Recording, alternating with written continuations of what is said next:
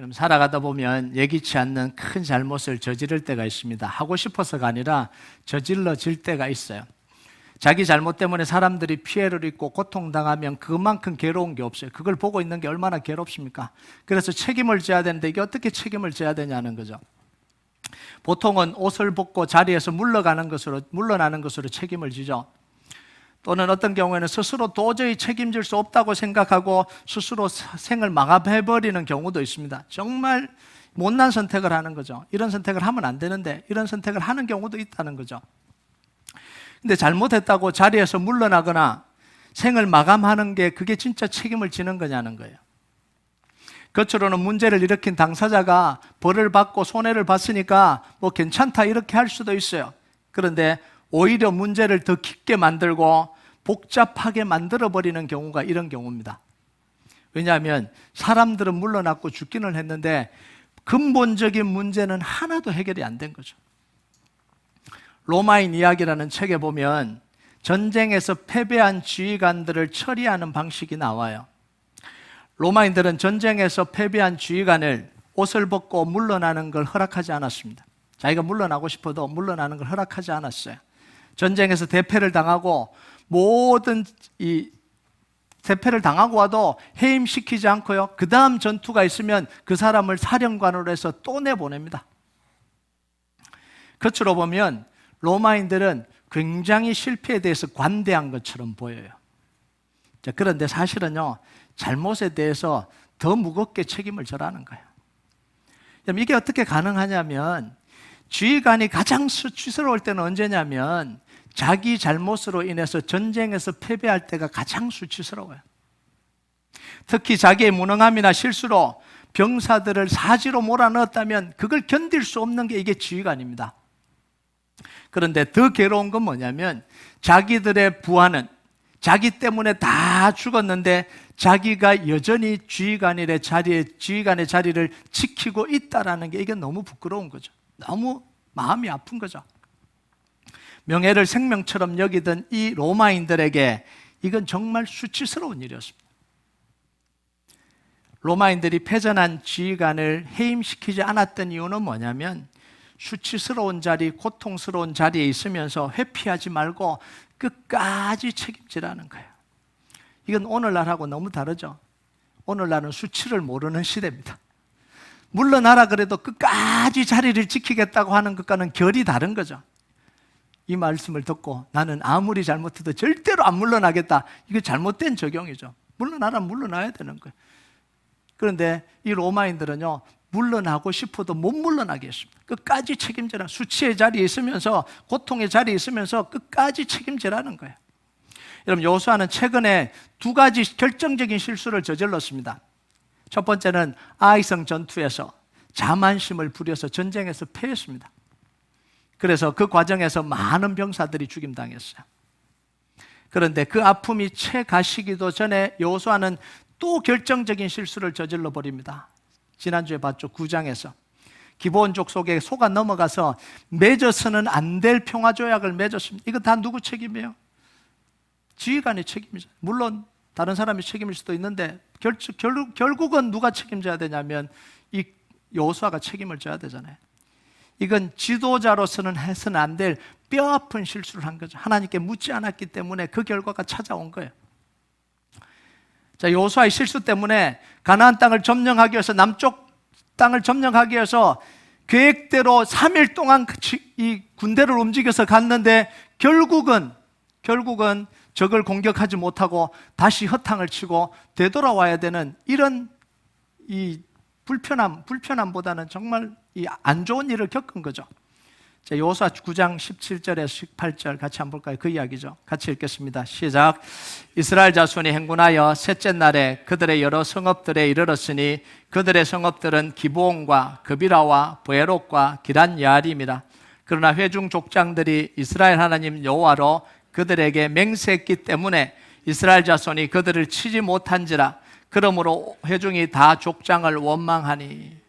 여호수아의 실수로 가나안 땅 정복 전쟁, 정말 이 가나안 땅 정복 전쟁은 편안한 전쟁이 아니잖아요.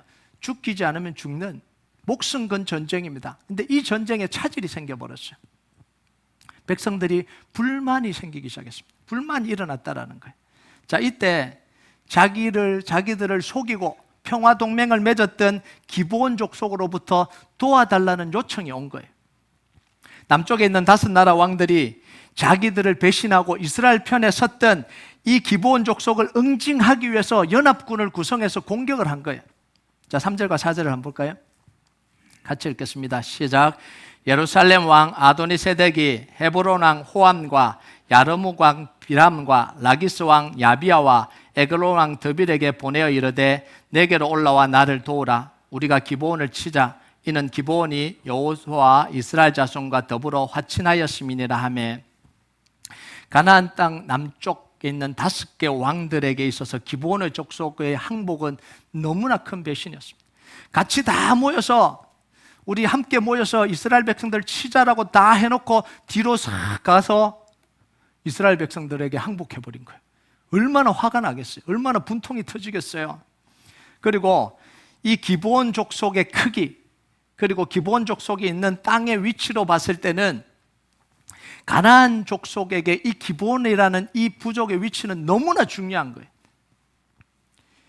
기브온 족속이 항복하면요, 이 가나안 땅의 남쪽에 있는 이 방어선이 붕괴가 됩니다. 사진 잠깐 볼까요? 네, 여기가 이스라엘 백성들이 진을 치고 있는 길갈입니다. 여기가 요단강이고, 요단강을 건너서 이 길갈로 온 거죠. 여기가 이제 가나안 땅의 중앙이고, 이쪽이 이제 남쪽 지역을 점령해야 되는 지역입니다. 근데 여기가 기브온이에요. 그러니까 이 기브온이 무너지면 이 밑쪽에 이제 방어선이 다 무너지는 거예요. 근데 만약 기브온이 이 이스라엘 백성들과 연합해서 여기를 공격한다면 이 땅의 지리와 모든 걸 다 아는 이 기브온 족속 때문에 이들은 굉장히 큰 위기에 놓이게 되는 거죠. 그래서 이 5왕 예루살렘, 야르묵, 에그론, 히브론, 이 왕들이 하나, 둘, 셋, 넷, 5개 왕들이 연합해서 이 기브온을 공격을 한 거예요. 이스라엘 백성들과 연합 전선을 구축하기 전에 먼저 가서 점령해버리자 이러고 갑자기 들어닥친 거예요. 그게 얼마나 큰 위기예요. 자, 이제 그만 띄워줘도 됩니다. 자, 기브온 족속의 5개 왕들이 이 쳐들어오는 걸 보고, 아니, 기브온이 아니죠. 기브온 족속이 이 가나안 땅에 있는 5개 왕들이 연합해서 갑자기 들어닥치니까 너무 다급한 거죠. 그래서 길갈에 있는 여호수아에게 도움을 요청했어요. 빨리 와서 도와달라. 안 그러면 우린 다 죽는다. 몰살당한다. 안 그러겠어요? 당장 몰살당할 위기에 놓인 거죠.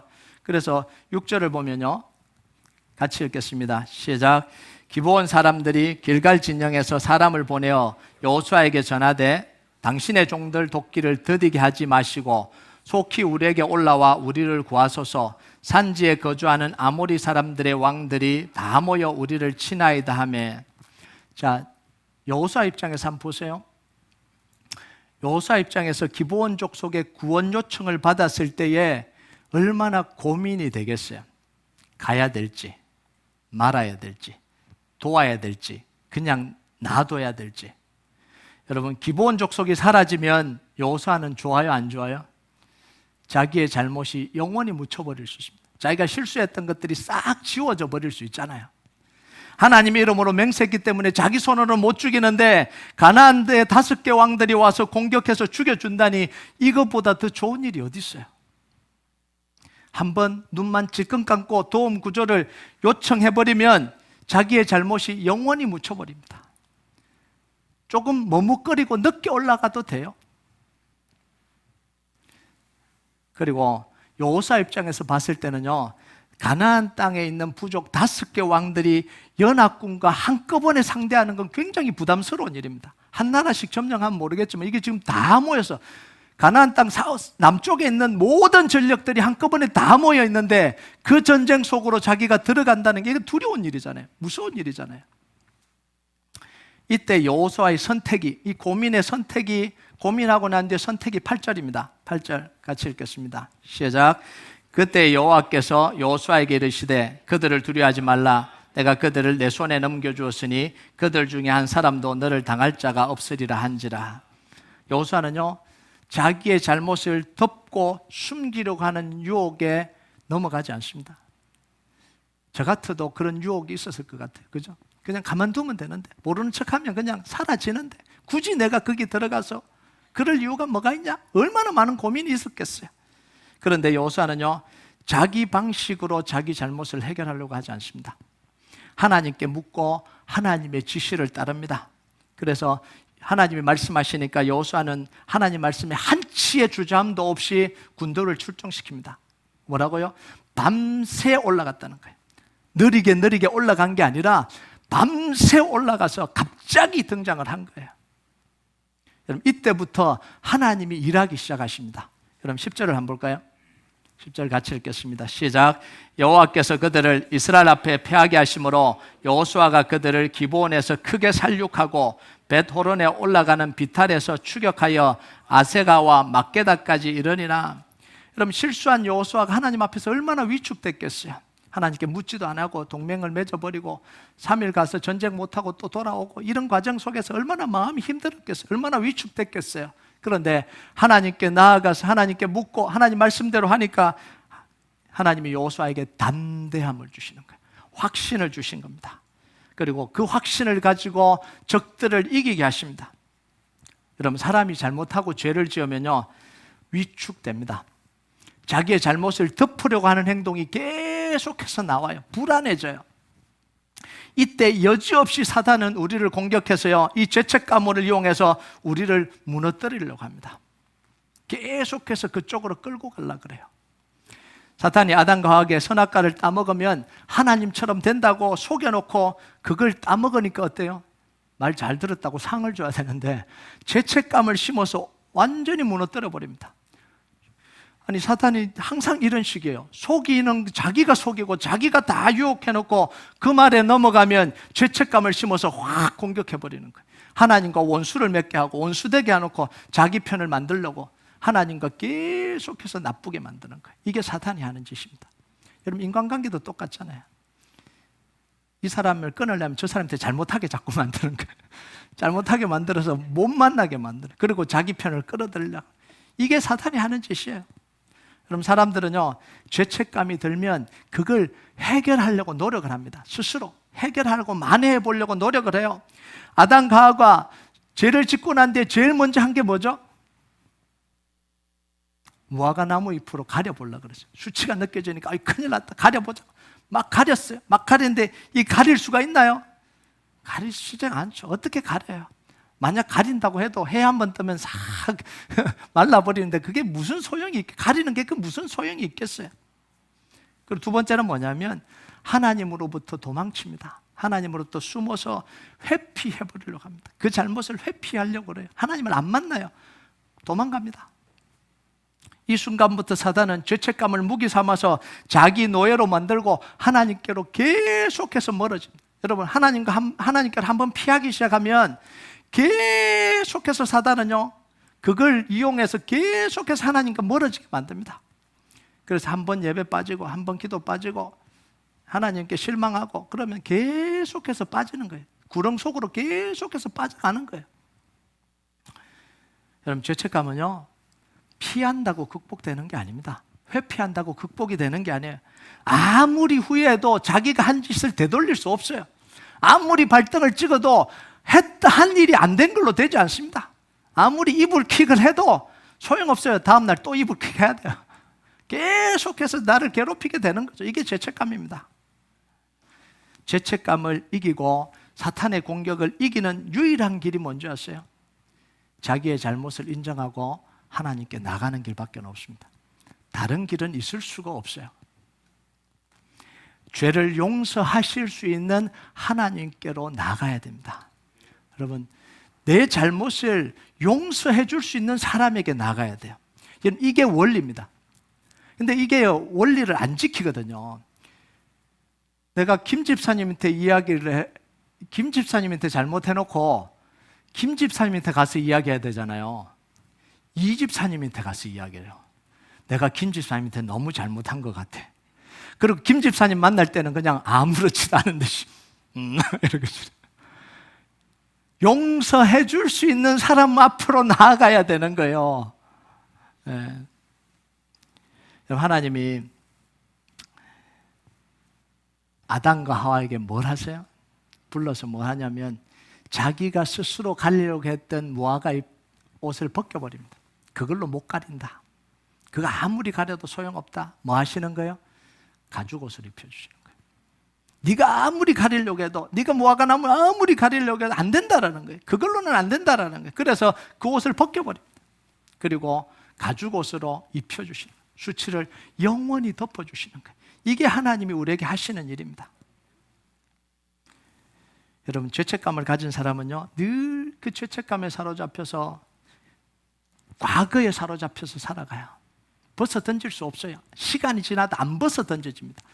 10년, 20년, 30년 지나도 안 벗어 던져져요. 그게 계속해서 영향을 미칩니다. 용서받기 전까지, 하나님 앞에서 온전히 해결되기 전까지는요. 그런데요, 용서받은 사람은 자기의 잘못을 책임지고 극복하고 새로운 삶을 살아가게 됩니다. 이게 용서의 힘입니다. 여러분, 용서의 힘은 나 용서받아서 그러고 사는 게 아닙니다. 책임지는 거예요. 하나님 우리에게 책임질 힘을 주시고 그걸 극복하게 하시고 그러면서 새로운 삶을 살아가게 하는 거예요. 이게 용서의 능력입니다. 가룟 유다는 자기 잘못을 후회하고 스스로 책임지려고 그랬으면 책임 안 져지죠. 어떻게 책임져요? 근데 하나님께는 안 나가잖아요.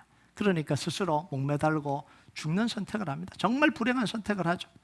그런데 베드로는 하나님, 예수님께 나와 용서받잖아요. 용서의 과정을 거치잖아요. 그러니까 죄를 이기고 죄책감을 이기고 사명으로 살아가잖아요. 주님을 위해서 평생 살아갈 수 있는 힘이 어디서 나왔냐면 그 용서의 은혜 때문에 나온 거죠. 디베라 바닷가에서 주님이 불러서 다시 용서해 주시고 사랑해 주시고 사명 주신 그 자리가 베드로를 일으킨 자리고요. 그 자리가 십자가까지 걸어가게 할 수 있었던 힘을 준 자리가 바로 그 자리입니다. 여러분, 예수님의 십자가는요, 죄인을 향한 용서의 선언입니다. 의인을 향해서 잘되게 하는 게 십자가가 아니라 죄인을 향해서 선언된 용서의 선언이 십자가입니다. 우리는 모두 다 죄의 자리로부터 하나님의 은혜를 받은 거예요. 그래서 예수님이 직접 십자가에 달려 죽으시고 부활하시면서 우리를 괴롭히는 죄와 사단의 모든 권세를 다 꺾어버렸습니다. 십자가는 정죄받은 자에게 새로운 능력을 주시는, 새로운 삶을 주시는 능력이 십자가입니다. 정죄받은 사람에게. 십자가는 사단의 지배를 무너뜨리고 하나님의 자녀로 살아가게 하는 능력이 십자가예요. 예수가 그리스도됨을 우리가 받아들이고 하나님께 나아갈 때 우리는 힘을 얻게 되는 거예요. 이 마음에 힘을 얻게 되는 거예요. 새로운 삶을 살게 됩니다. 하나님의 능력을 경험하게 됩니다. 여호수아가 하나님 말씀에 순종해서 두려움을 물었었잖아요. 다시 수치의 자리로 가잖아요. 책임지는 자리로 가잖아요. 그러니까 하나님이 실제로 역사하십니다. 왜요? 하나님의 말씀에 순종해서 나가니까 하나님이 역사하기 시작한 거죠. 11절 같이 한번 볼까요? 11절 시작. 그들이 이스라엘 앞에서 도망하여 베드로의 비탈에서 내려갈 때에 여호와께서 하늘에서 큰 우박덩이를 아세가 이르기까지 내리심에 그들이 죽었으니 이스라엘 자손의 칼에 죽은 자보다 우박에 죽은 자가 더 많았더라. 여호수아가 죽을 힘을 다해서 전쟁을 했습니다. 설설 전쟁했을까요? 죽을 힘을 다해서 전쟁했습니다. 그때 하나님이 여호수아의 능력을 넘어서서 일하시는 거예요. 여호수아에게 죽을 힘을 다했지만 그 죽을 힘을 다해도 안 되는 그 이상을 넘어서 하나님이 역사하신 거예요. 여러분, 그래서 전쟁 중에 이스라엘 백성들이 칼날로 죽인 적들보다 뭐가 많다고요? 하나님이 하늘에서 우박을 내려서 죽인 적들이 훨씬 더 많다, 이렇게 이야기합니다. 여러분, 여기서요, 우리는 하나님이 어떤 분이신지 알게 됩니다. 하나님 우리와 함께 하신다는 건 뭐냐면 말로만 함께 하신다는 게 아닙니다. 하나님의 위로는 말로 하는 감정적인 위로와 격려로 끝나는 분이 아니라는 거예요. 이건 사람이 하는 거죠. 사람의 위로는 말로 끝나죠. 더 이상 해줄 수가 없어요. 어떻게 할 수가 없어요. 그런데 하나님은 실제로 도우시는 분입니다. 우리 속에서 실제로 역사하시는 분입니다. 여러분, 여호수아가요, 죽을 힘을 다해서 전쟁하고 있는데 하나님이 뒤에서 밀어주시고 도와주신다는 게 막 느껴지는 거예요. 그때 얼마나 힘이 났겠어요. 여러분 그러잖아요. 우리가 죽도록 할 때 도와주시는 게 느껴지면 얼마나 힘이 나냐는 거예요. 내가 칼을 한번 휘둘렀는데 10명이 쓰러져. 한 명만 쓰러져야 되는데 칼을 휘두르는 순간 우박이 10개 떨어져요. 주먹만한 우박이 10개 떨어져서 10명이 쓰러져. 그게 안 보였겠냐고요. 하나님이 지금 일하고 계시는 게 안 보였겠냐고요. 그게 보여지는 거예요. 여러분, 하나님과 함께 일하면 신나는 부분이 바로 이런 부분이에요. 하나님이 말씀만 하시는 분이 아니라 말씀하신 것을 실제로 이루시는 분입니다. 말씀하신 것을 문제를 해결할 수 있다라고 약속을 주시면 그 문제를 해결해 가시는 분이 하나님이에요. 그래서 하나님의 약속의 말씀을 주시면 물적 자원, 이적 자원도 다 주시는 분이 하나님입니다. 그래서 허망한 이야기 하는 것 같고 헛된 이야기, 헛된 공상을 이야기하는 것 같은데 진짜 기도하는 가운데 하나님의 약속의 말씀을 붙들고 있으면 그 일이 이루어지잖아요. 왜요? 내 생각이 아니거든요. 하나님이 그 마음의 말씀을 주셔서 강권적으로 주셔서 기도할 수밖에 없게끔 하고 붙들 수밖에 없게끔 하고 있는데 상황은 하나도 안 됐어요. 그런데 결국은 하나님이 이루시는 것을 경험하게 되잖아요. 이걸 하나님을 경험하는 겁니다. 그럼 제가 가끔씩 이 개척교회 목사님들 만나면 힘들잖아요. 너무 힘들잖아요. 저희들도 그 길을 다 걸어왔고요. 그래서 뭐라고 이야기하냐면, 목사님, 우리도 뭔가를 하고 싶은데 돈이 없고 아무것도 없어요. 하고 싶은데도 할 수가 없어요. 그잖아요. 하고 싶어도 할 수 없는 경우가 얼마나 많아요. 그때 제가 한마디는 해줍니다. 뭐 해줄 거는 없고, 목사님, 하나님의 돈은 교회 안에만 있는 거 아닙니다. 하나님의 돈은 교회 안에만 있지 않아요. 하나님이 역사하시면 하나님이 다 공급하시잖아요. 우리 교회가 그 증거잖아요. 이게 하나님의 역사입니다.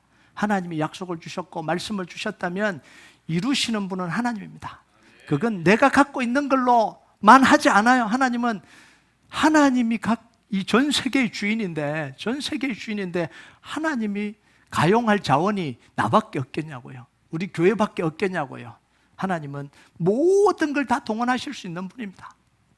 그 하나님을 믿으면 약속의 말씀을 붙들 수가 있는 거예요. 그런데 교회 안에 것만 생각을 하면 약속의 말씀을 붙들 수도 없어요. 왜냐하면 뻔히 다 보이니까. 그 뻔히 다 보이는 것 갖고 뭘 붙들어요? 붙들 수가 없죠. 여러분, 하나님이 함께 하심의 최고의 상태가 뭔지 아세요? 우리가 하나님을 죽도록 붙드는 게 아닙니다. 우리는 이렇게 생각해요. 하나님 한번 내가 죽도록 붙들어 보겠다. 이게 하나님의 함께 하심의 최고의 상태가 아닙니다. 하나님의 함께 하심의 최고의 상태는 뭐냐면 하나님이 우리를 사로잡으시는 거예요. 이게 하나님이 함께 하심의 최고의 상태입니다. 이날 전쟁에서 하나님은 여호수아의 마음과 생각을 완전히 사로잡아 버렸습니다. 그게 어디에 나타나죠? 12절을 같이 한번 볼까요? 12절 같이 읽겠습니다. 시작.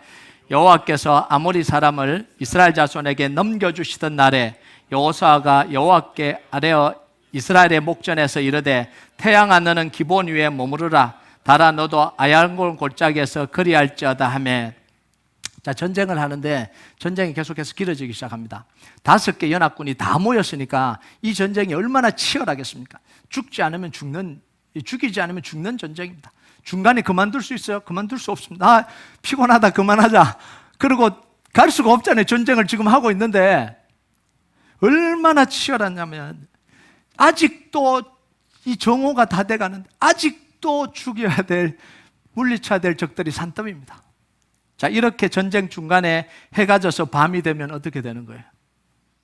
전쟁을 더 이상 할 수가 없죠. 적을 물리칠 수가 없죠. 그러면 이 땅의 지리에 너무나 밝은 익숙한 적들이 오히려 공격해 오기 시작하는 거예요. 위기 속으로 들어가는, 전쟁 한복판으로 지금 들어간 거잖아요. 여러분, 한 번 이겼다고, 우박 떨어졌다고 다 이긴 겁니까? 아니잖아요. 밤이 와버리면 이건 완전히 최악의 상태가 되어버리는 거죠. 완전히 이스라엘 백성들이 도간의 던지가 돼서 완전히 죽게 생겼습니다. 위기가 찾아온 거죠. 이때 여호수아의 입에서 터져나온 말이 뭐죠? 태양아 달아 멈춰라, 이 말이 터져나왔어요. 여호수아의 입에서.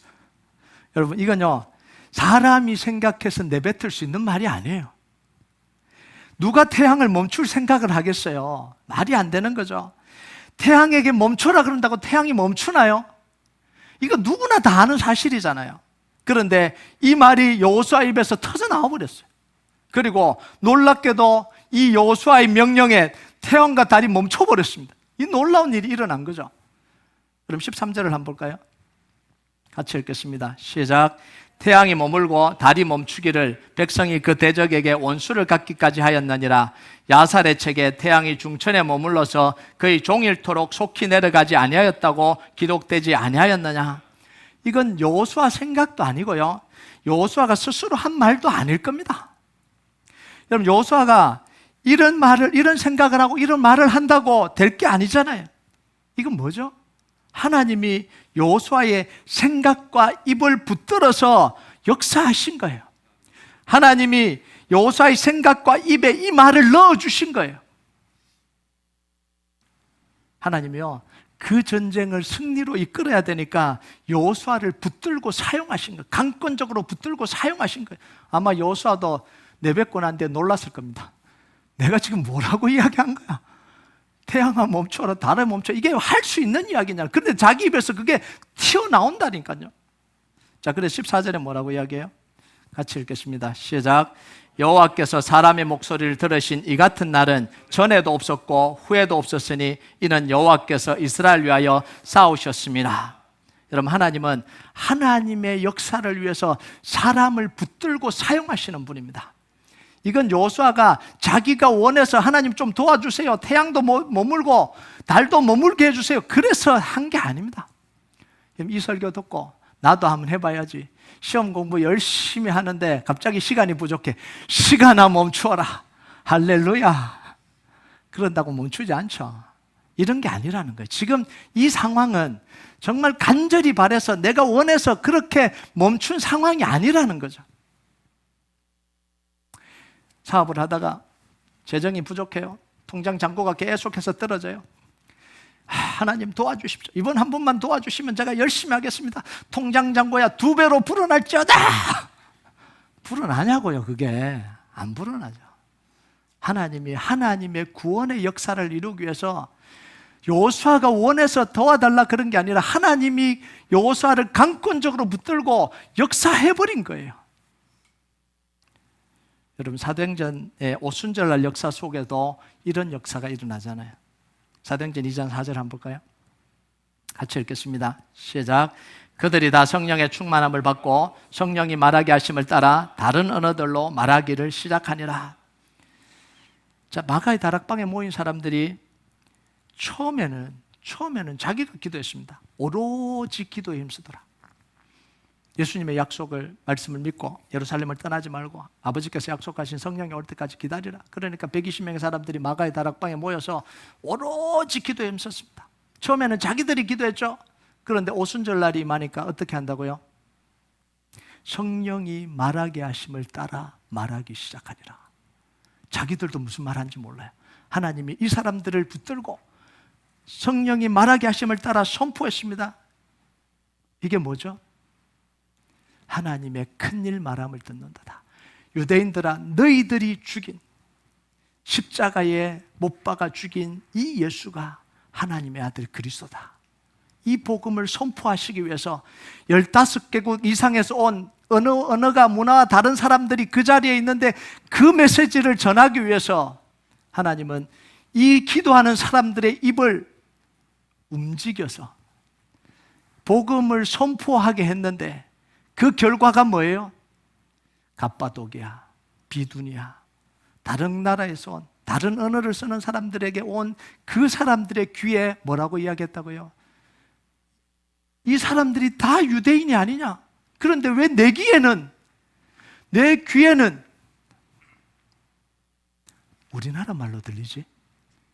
우리나라 말로 들리지? 이게 하나님의 역사가 아니면 뭐냐는 거예요. 왜 이 역사를 일으킵니까? 요엘서의 예언을 성취하는 거예요. 예수가 주되심을 선포하기 위해서 하나님이 그들의 입술과 그들의 말을 찾고 하나님이 강권적으로 역사하신 거예요. 사도행전 1장 8절에 약속한 것을 이루기 위해서 하나님은 이들을 사용하신 거죠. 오직 성령이 너에게 마시면 너희가 권능을 받고 예루살렘과 온 유대와 사마리아와 땅끝까지 이르러 내 증인이 되리라. 오순절날로부터 시작해서 이 역사가 강권적으로 일어나기 시작했습니다.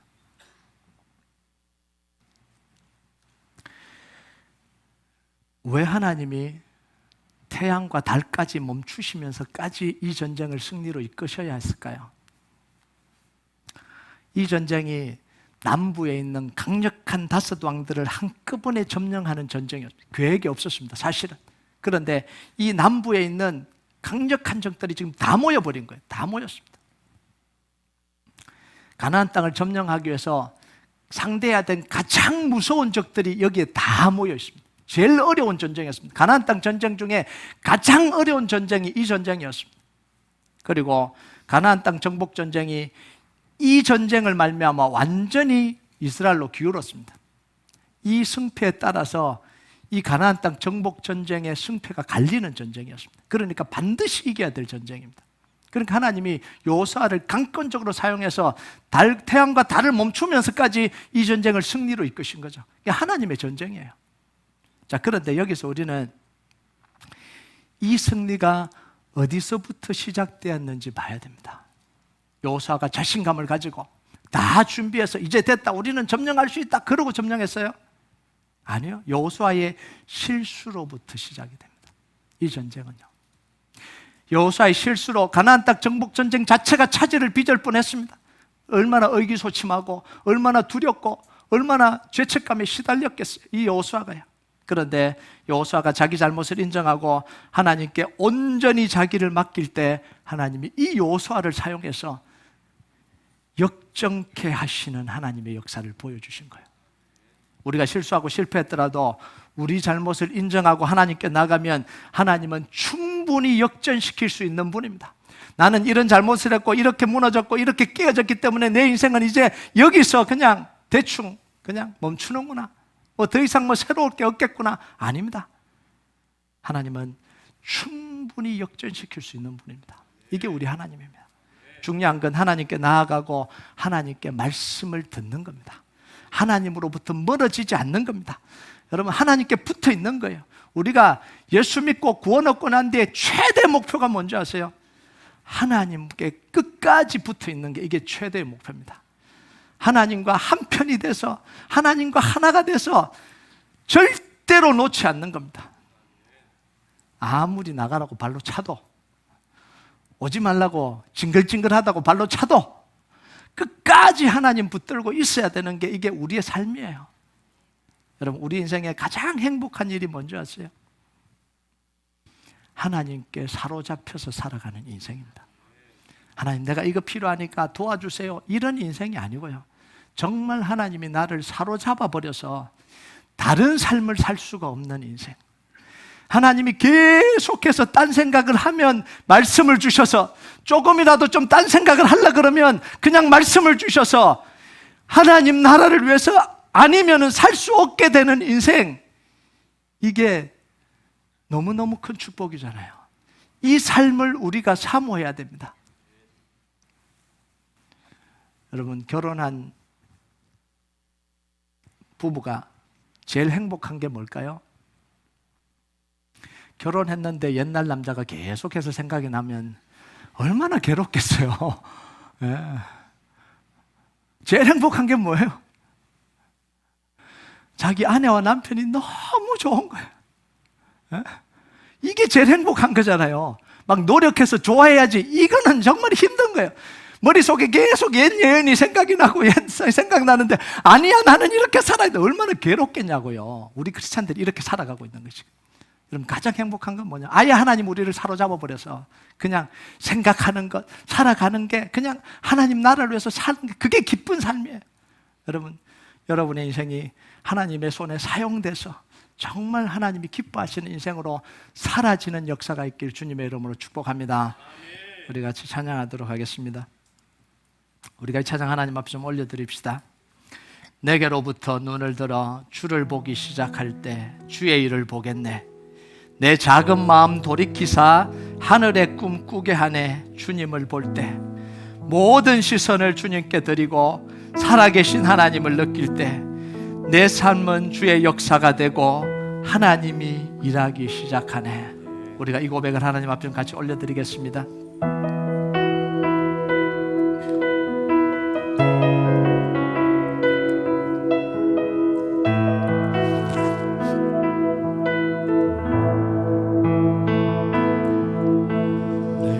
내게로부터 눈을 들어 주를 보기 시작할 때 주의 일을 보겠네. 내 작은 마음 돌이키사 하늘에 꿈꾸게 하시네. 작은 마음 돌이키사 하늘에 꿈꾸게 하네. 우리가 주님을 바라볼 때 주님을 볼 때 모든 시선을 주님께 드리고 모든 시선을 주님께 드리고 살아계신 하나님을 느낄 때 살아계신 하나님을 느낄 때 내 삶은 주의 역사가 삶은 주의 역사가 되고 하나님이 일하기 시작. 다시 한번 고백합니다. 내게로부터 눈을 들어 주님 보기 시작할 때 내게로부터 눈을 들어 주를 보기 시작할 때 주의 일을 보겠네. 내 작은 마음 돌이키사 하늘에 꿈꾸게 하시는 하나님, 돌이키사 하늘에 꿈꾸게 하네. 주님을 볼 때 모든 시선을 주님께 드리고 모든 시선을 주님께 드리고 살아계신 하나님을 느낄 때 살아계신 하나님을 느낄 때 내 삶은 주의 역사가 되고 삶은 주의 역사가 되고 하나님이 일하기 시작하고 성령이 나를 변화시켜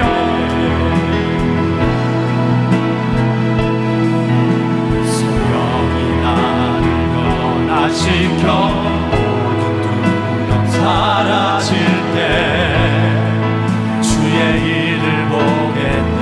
황폐한 땅 한가운데서 우리 주님 마음 알게 됩니다.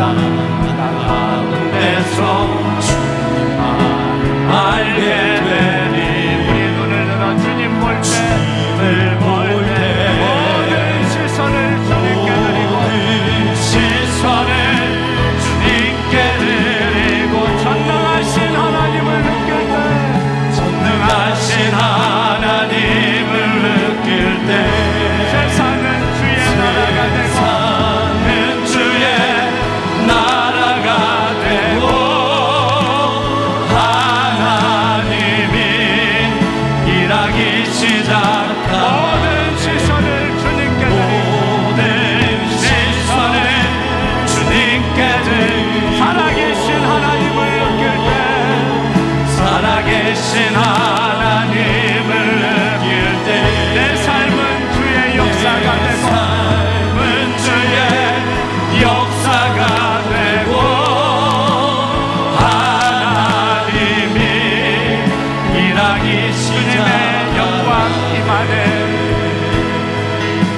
우리가 주님 볼 때 주님의 영광이 우리에게 임합니다. 임하네. 우리가 주님 바라볼 때 주 볼 때 주님의 영광 임하네. 주님의 영광 임하네.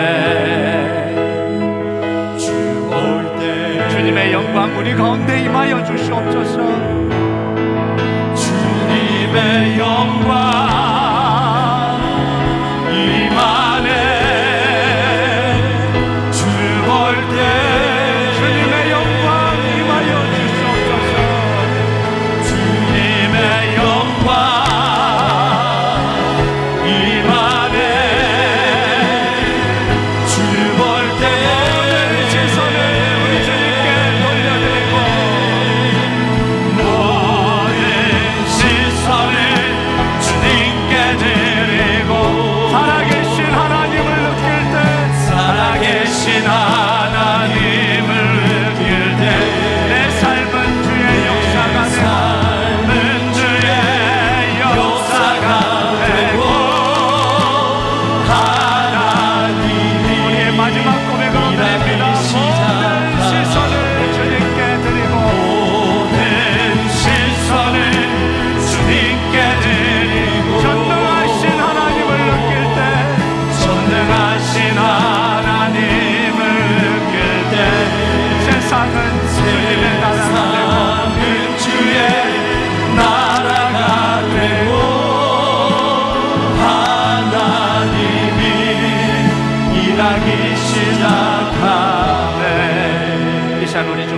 기도하겠습니다.